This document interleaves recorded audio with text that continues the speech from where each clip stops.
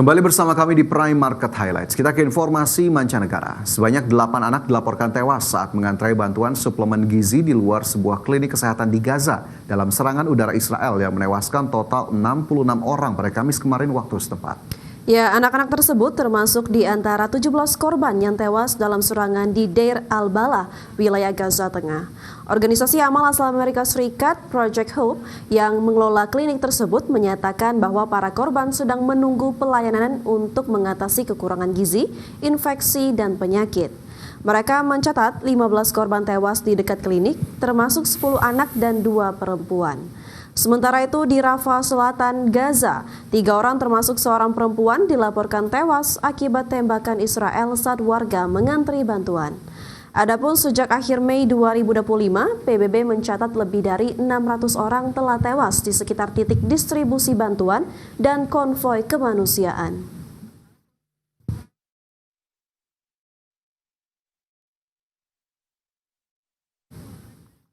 Amerika Serikat mengirimkan paket persenjataan senilai 300 juta dolar Amerika kepada Ukraina untuk membantu mempertahankan diri dari serangan Rusia. Menyatakan siap bekerja sama dengan Eropa untuk membeli paket persenjataan Amerika Serikat dalam jumlah besar. Presiden Amerika Serikat Donald Trump akan mengirimkan aneka persenjataan senilai 300 juta dolar Amerika ke Ukraina. Persenjataan yang akan dikirimkan itu meliputi sistem anti-rudal Patriot serta roket jarak menengah.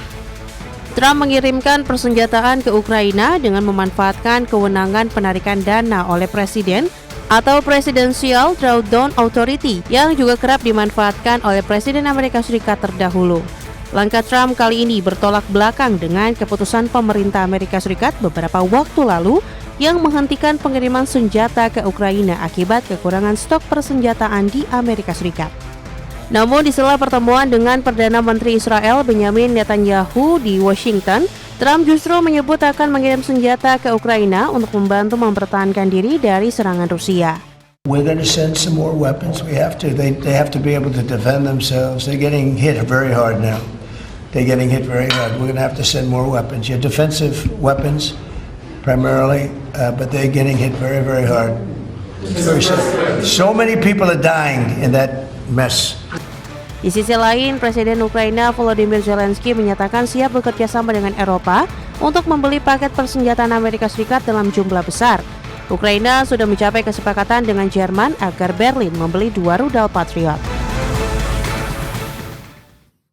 Perserikatan Bangsa-Bangsa atau PBB mencatat nilai perdagangan global meningkat 300 miliar dolar Amerika Serikat atau sekitar 4.800 triliun rupiah pada semester pertama tahun 2025.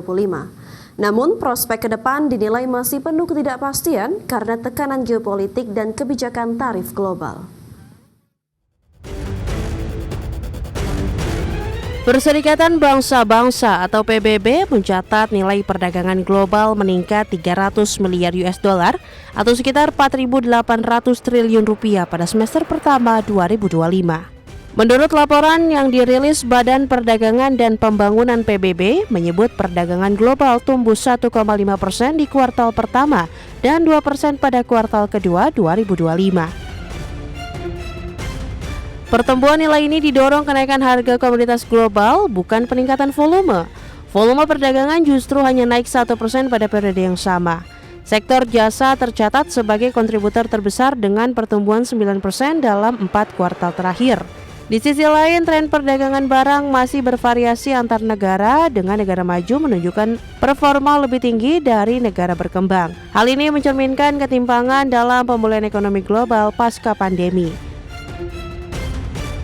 Adapun Badan Perdagangan dan Pembangunan PBB juga memperingatkan meningkatnya resiko fragmentasi perdagangan global akibat kebijakan tarif baru Amerika Serikat, mulai dari tarif dasar 10% hingga bea tambahan untuk baja dan aluminium dinilai dapat memicu tindakan balasan dari negara lain.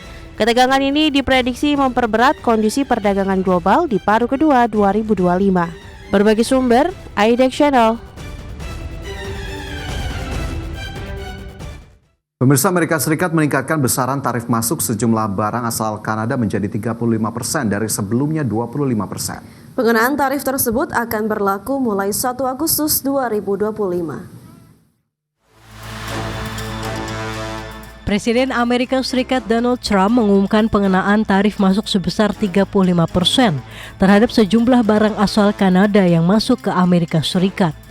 Tarif tersebut akan mulai berlaku pada 1 Agustus bersamaan dengan dimulainya pemberlakuan tarif resiprokal ke negara lainnya. Keputusan besaran tarif ini lebih tinggi dari besaran tarif yang diumumkan sebelumnya, yakni sebesar 25% terhadap barang-barang asal Kanada yang tidak termasuk dalam perjanjian perdagangan antara Amerika Serikat, Kanada, dan Meksiko atau USMCA. Keputusan Trump untuk menaikkan tarif masuk menjadi lebih tinggi bagi Kanada itu disebut sejumlah kalangan akan menjadi pukulan bagi pemerintahan Perdana Menteri Kanada Mark Carney. Karena pemerintahan Carney sedang berusaha menghindari beban tarif tinggi pada ekspor negaranya ke Amerika Serikat. Adapun hubungan dagang antara Amerika Serikat dan Kanada sebelumnya juga sempat memanas, di mana pada bulan Juni lalu Trump sempat menghentikan negosiasi setelah Kanada mengusulkan pajak layanan digital yang akhirnya dibatalkan oleh pemerintah Kanada. Berbagai sumber IDX Channel.